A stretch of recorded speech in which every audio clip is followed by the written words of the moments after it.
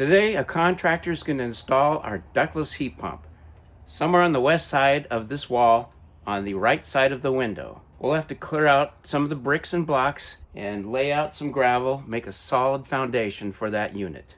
It's Memorial Day, the only day that the contractor had an opening to do this installation. So here we are on this holiday, taking the first major step for converting our garage into living space. Of course, there's a lot more work to be done on the inside, but heating and cooling is critical to make this work. The unit's going to be in between the window and the hardware for the garage door opener, pretty much central to the room. Here he is now. It's made by Diversitech, and they call it their ultralight pad. What it is it's construction foam. Okay. 2 inches of heavy duty construction foam. You can see we got a good inch of this lightweight concrete covering the pad. And so this is the kind of stuff that they use in apartment complexes. They call it lightweight concrete because, you know, in a skyscraper they pour the flooring down. Right. And the lighter the better. Yeah. And so that's what we're using here. This is a standard practice. And we'll level out the dirt. Okay. And then I have some more blocks that I use, also by Diversitech, that will elevate it because in the Pacific Northwest we have a little bit of snow. Yeah. Now and then. So we'll elevate it another 4 or 5 inches, and Okay. we'll end up about 6 inches off the ground, just in case we have a light dusting. Now, in a heavy snow, which may occur, it's okay to come out here with a broom and sweep it away. Sweep it away. Okay. We do have some eaves here, but on this side of the house, forget it. The snow gets right up to the siding. So this serves as a template, and those are the bricks and blocks that I'll remove. I guess clear out to this one, including that one. Let's go scoot it around. So, how about right about there? And that way the valves will be on this side of the unit, and the Yeah. utility will come down the wall close to the window. So that pad serves as a template for removing the bricks. Yep. And this orange flag marks a grounding rod that was driven into the ground for upgrading the electrical panel. So Chad's gonna work on the inside first, putting a hole in the wall and hanging the unit. And that'll take about an hour. About an hour, maybe 2. And meanwhile, I will remove the blocks and bricks. Sky wants to say hello to Chad. Okay, Sky, that's a cat door. Come on out, say hello. He's our friend. Hello there.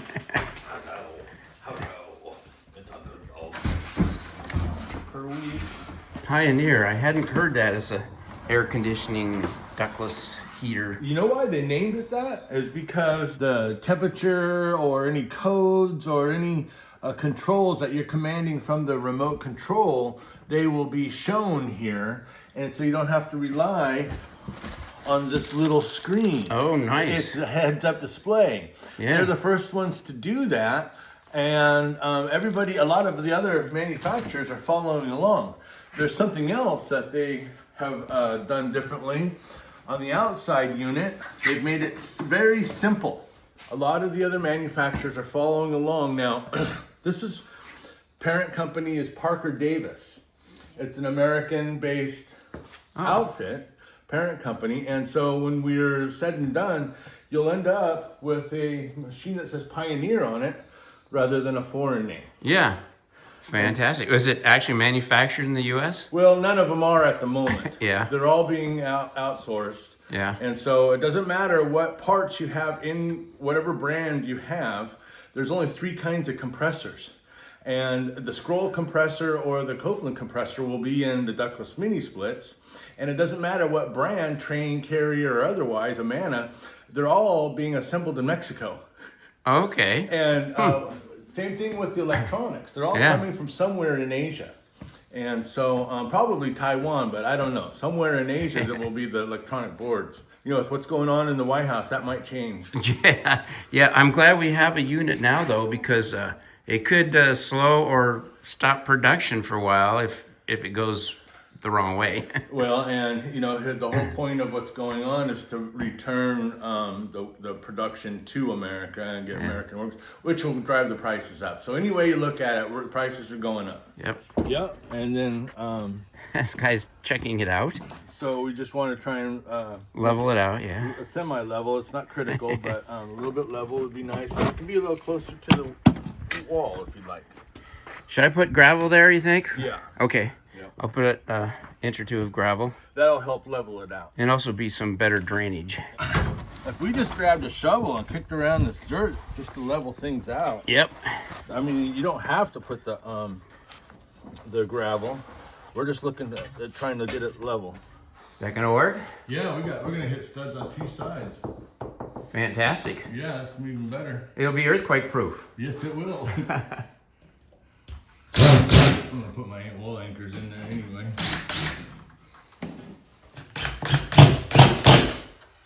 A lot of people are also doing what you guys have already done over there with that outbuilding. That has turned out to be really useful. In fact, it took almost every tool and every part that I had stored in here is in there. There's your lawnmower out there. No, not that. That's in the garden shed. A lot of people are turning those into a granny flat for the mother-in-law. Really? Yeah, and I'll go out and put air conditioning in it for grandma. So these wall anchors are rated for 50 pounds each. We really only need one, but I like having the 4 corners snug. Get the 4 corners snug, and then I find the stud location and I grab these longer screws and I make sure to have these into the wood so that there is no question about its safety.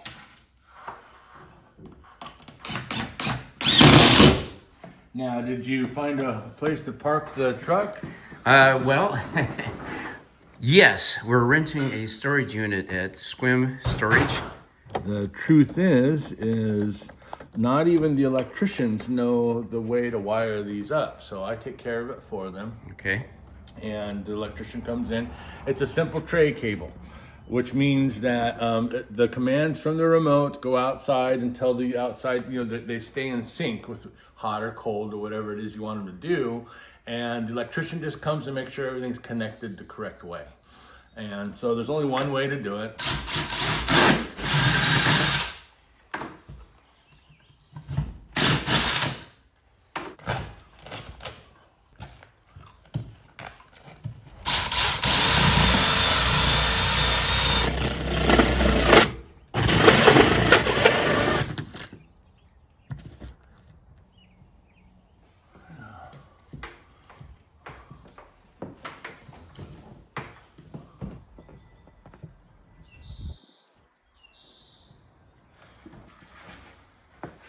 Well, sorry for the obstacle course. We were parking in here until just now. Yeah. Accustomed to working in such tight quarters, huh? Yes.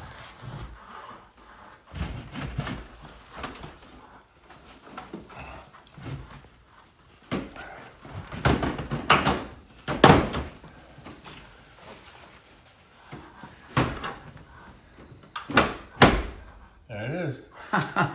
Snaps right in place. Yep.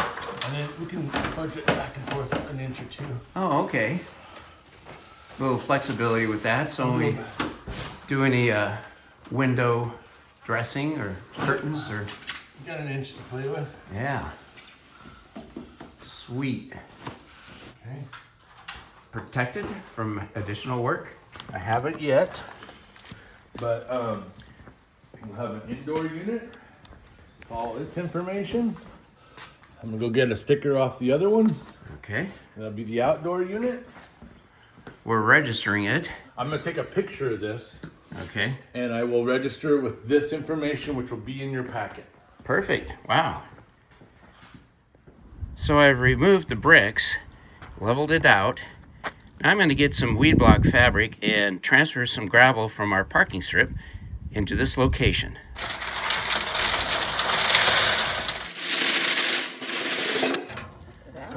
that's pretty good. Let's spread it out. Gravel from our parking strip that's going to get more gravel anyway, so. Bring some more, I guess. Yeah, I think we'll get one more load like that. Another load of gravel.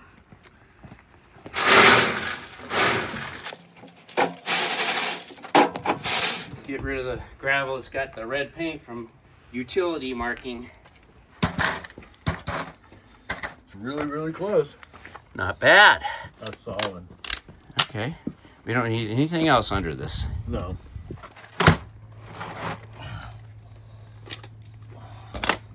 Still a little bit high. What are the general manufacturer guidelines? We want to level it out. It's level.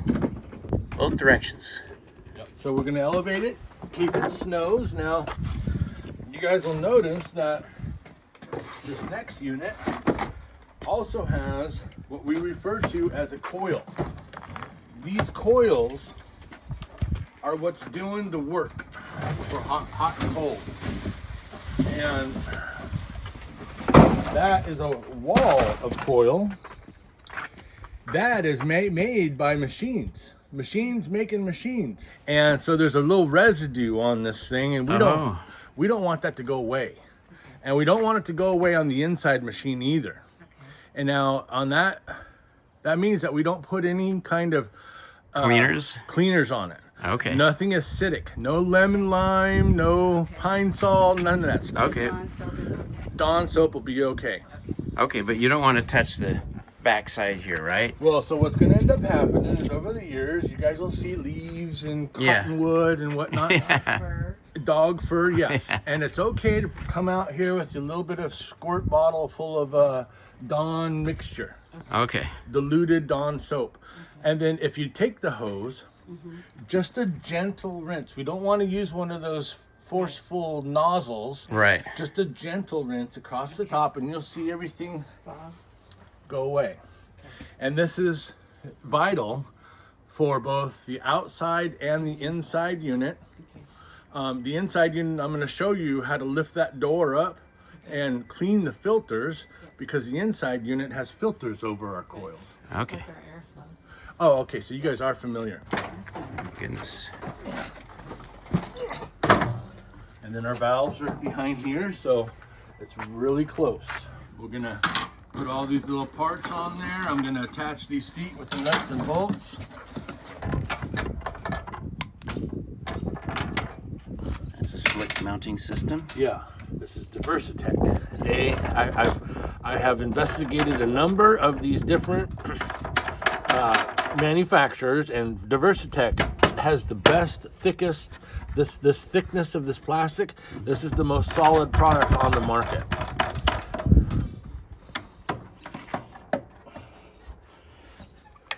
So with the caulking,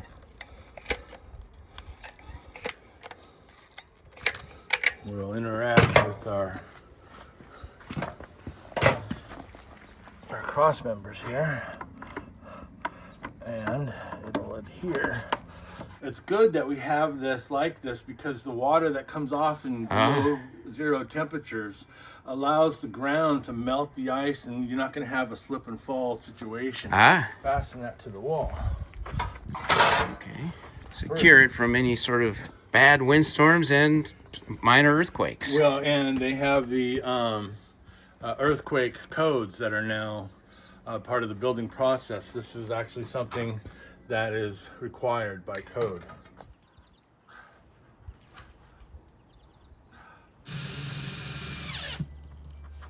So I'm guessing wood siding makes it a little easier for you. Oh yeah. With aluminum or... Well, the aluminum's fine. Vinyl. It's the masonite siding that's a little bit, and it's fine too. I just use longer screws.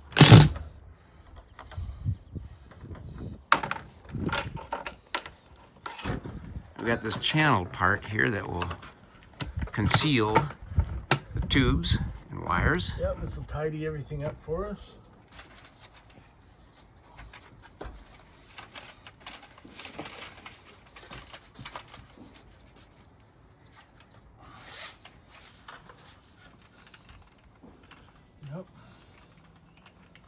So what does that do? It seals it?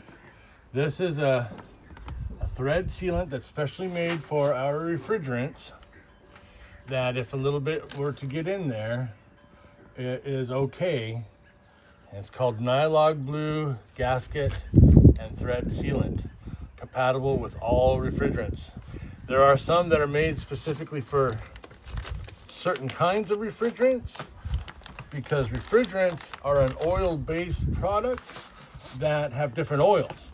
Some are mineral oils, some are ester oil. Different oils